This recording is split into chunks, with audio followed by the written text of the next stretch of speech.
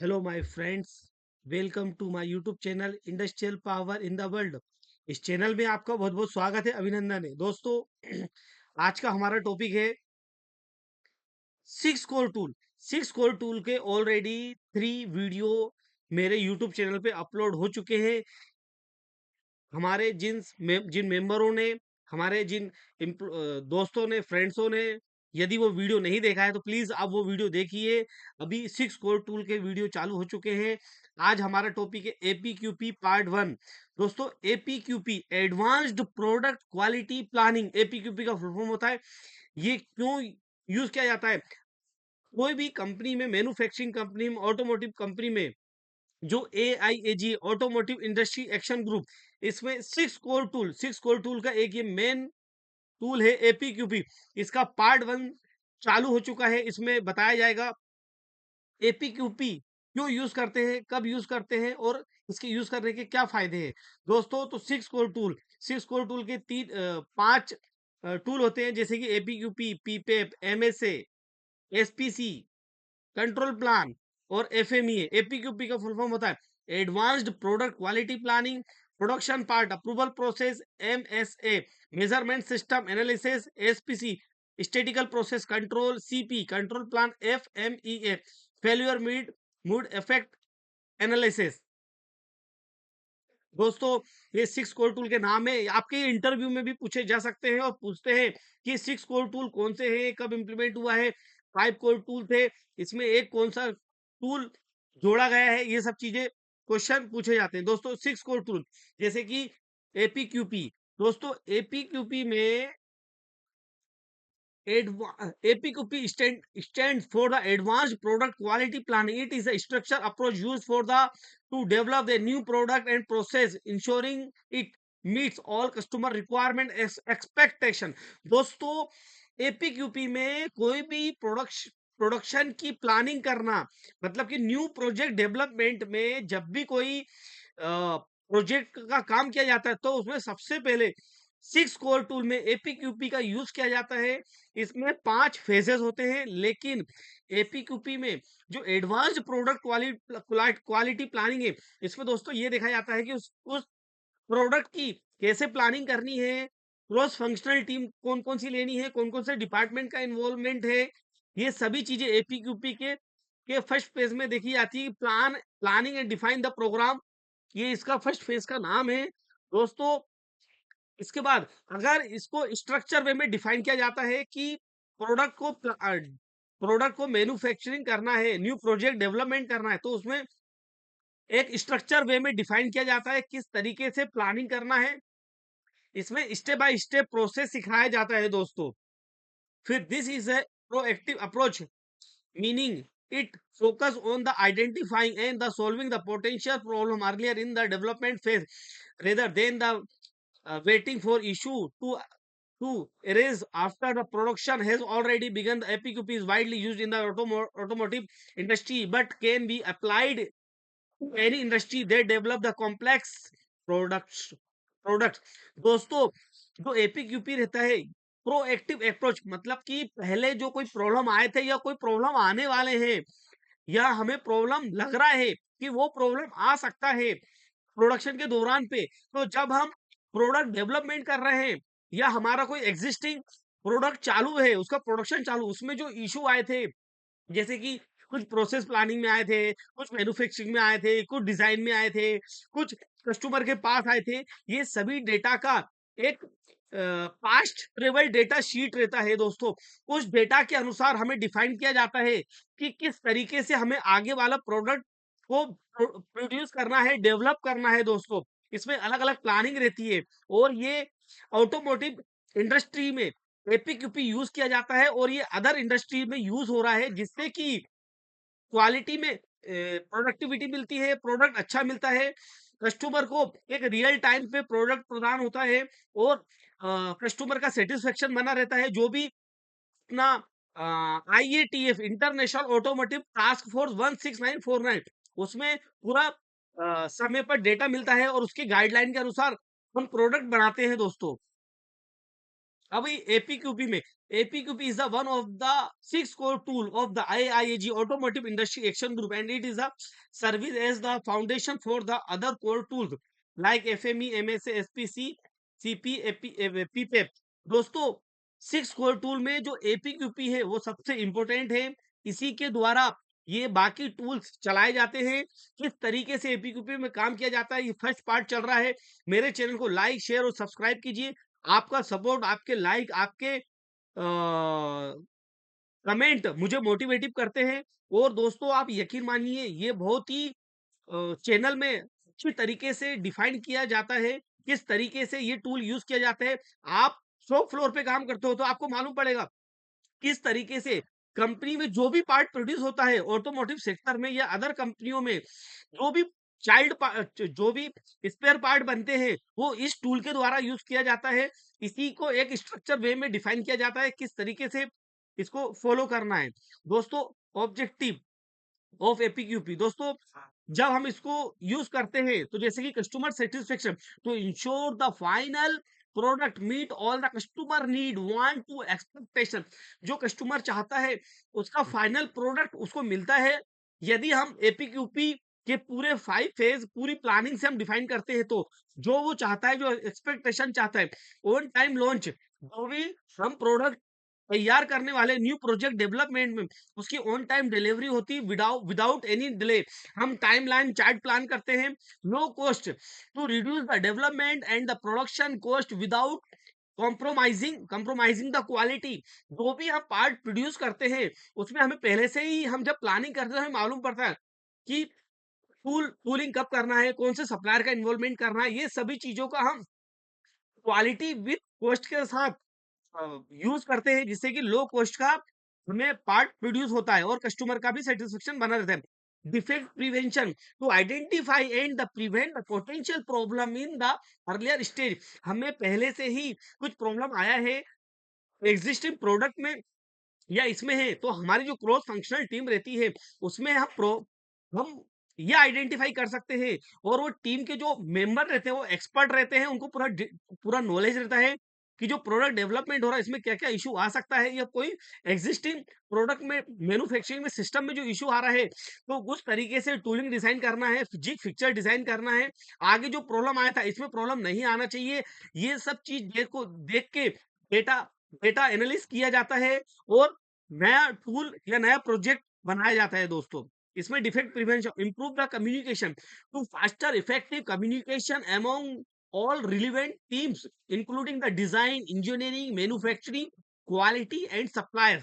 दोस्तों improve the communication, यदि इसका पहले से जो प्लानिंग करता है, जब कस्टमर जो भी कस्टमर है, मारुति है, होंडा है, सुजुकी है, टोयोटा है, और भी अदर कस्टमर है, तो ये पहले से जब हमें प्रोडक्ट प्रदान कर देते हैं कि भाई आपको ये पार्ट डेवलप करना है, ये 2 साल के बाद हमारी कोई कार लॉन्च होने वाली है, तो उसके पहले सप्लाई डेवलपमेंट में जो टियर 1 कंपनी रहती है उसको पहले से ही प्लानिंग दिया जाता है। तो उसमें रिलेवेंट टीम रहती है, उसमें जब इम्प्रूव द कम्युनिकेशन करना है तो including the design, engineering, manufacturing, quality, supplier, सभी का इन्वॉल्वमेंट रहता है। उन्हीं को टाइमलाइन चार्ट दिया जाता है, प्लानिंग बताई जाती है कि हमें इस पार्ट को प्रोड्यूस करने में इतने टाइम में हमें कस्टमर को इतना पार्ट देना है, इतना इसका ट्रायल रन चलेगा। ये सभी चीजें डेटा हमें एपीक्यूपी के फर्स्ट में मालूम पड़ता है। Use of the APQP process is the divided the 5 main phases which are the interconnected. Each phase has its own objective and the set of the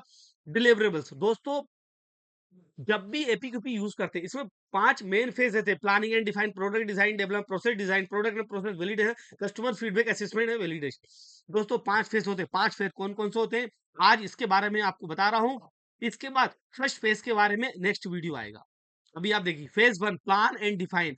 दोस्तों इसमें क्या होता है, gather the voice of customer, customer का क्या requirement है, किस तरीके से उसको डेटा प्रदान करना, ये सब चीजें हमें वॉइस ऑफ कस्टमर में मालूम पड़ता है। Analyse the market research and warranty data, जो हम पार्ट प्रोड्यूस कर रहे हैं उसका मार्केटिंग रिसर्च करते हैं कि किस तरीके से वो पार्ट को बनाना है, उसकी कितनी वारंटी है, क्या दूसरा कस्टमर उसको किस तरीके से, या सप्लायर किस तरीके से पार्ट सप्लाई कर रहा है, डेवलपमेंट कर रहा है, ये सभी चीज दिखाया था। Define the product goals and design, concept इसमें डिफाइन किया जाता है कि प्रोडक्ट का गोल क्या है, डिजाइन का कंसेप्ट क्या है, किस तरीके से बनाना है, पूरी चीजें इसमें एक स्ट्रक्चर वे में डिफाइन की जाती है। From A cross functional team with the representative from the design, engineering, quality, production, purchasing and suppliers. CFT ये क्वेश्चन भी किया जाता है कि what is the full form of the CFT।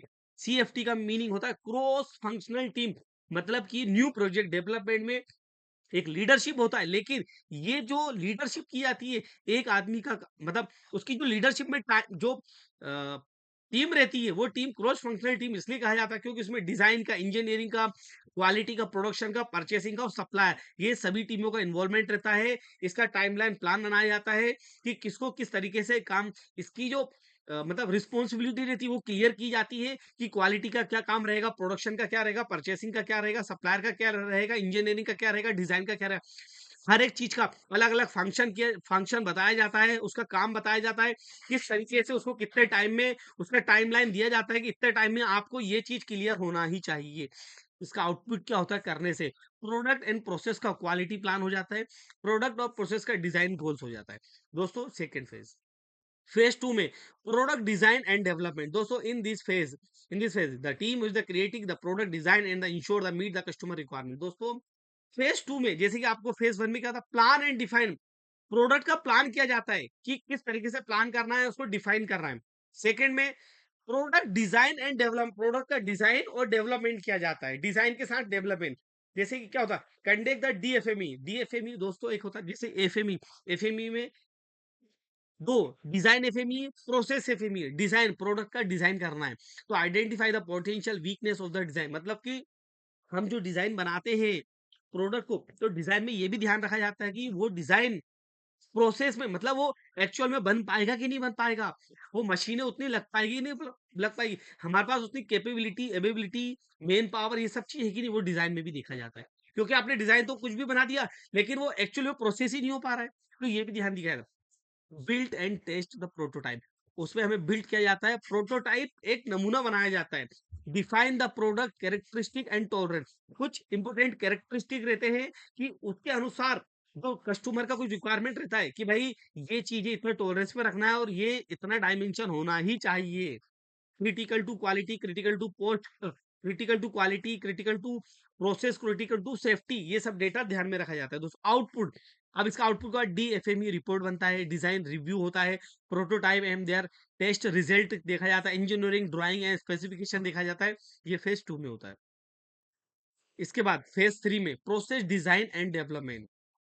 दोस्तों जैसे कि प्रोडक्ट था, ये प्रोडक्ट डिजाइन है, अब ये प्रोसेस डिजाइन है। प्रोडक्ट डेवलप हो गया, अभी प्रोसेस।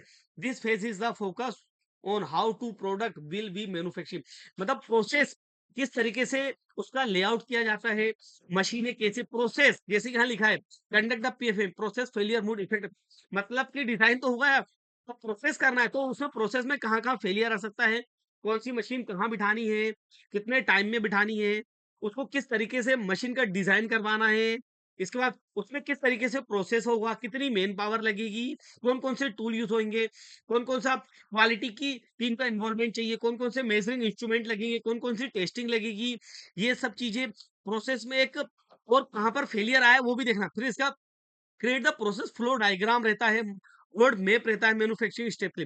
फिर डेवलप द कंट्रोल प्लान, हम उसी दौरान कंट्रोल प्लान डेवलप करते हैं, कंट्रोल प्लान में सब चीजें मेंशन रहता है। फिर प्रोसेस फ्लो डायग्राम, उसका आउटपुट मिलता है, पीएफएम रिपोर्ट मिलती है, प्री लॉन्च कंट्रोल प्लान मिलता है, आउटपुट उसमें। दोस्तों ये फेज 3 में होता है। दोस्तों मैं आपको फिर बोलता हूं, आप मेरे चैनल पे बने रहिए, मुझे आप सपोर्ट कीजिए, मेरे चैनल को लाइक शेयर सब्सक्राइब कीजिए, क्योंकि आपको पूरा डिटेल मिलने वाला है। आगे चल के मैं आपको ये भी बताने वाला हूँ क्वालिटी में इन प्रोसेस की, जैसे कुछ हमारे फ्रेंड्स के, हमारे व्यूवर्स के ऐसे आउटपुट आ रहे हैं कि आप क्वालिटी के ऊपर बताइए कि क्वालिटी क्या होती है, इन प्रोसेस क्वालिटी में कैसे काम किया जाता है, क्वालिटी इंजीनियरिंग का क्या काम रहता है, क्वालिटी सुपरवाइजर का क्या काम रहता है। तो दोस्तों आपको ये सब चीजें स्टेप बाय स्टेप बताऊंगा नेक्स्ट टॉपिक में। प्रोसेस फ्लो डायग्राम जो आउटपुट मिलता है, वो प्रोसेस फ्लो डायग्राम किस तरीके से बनाया जाता है, मैं आपको इसका केस स्टडी भी बताऊंगा।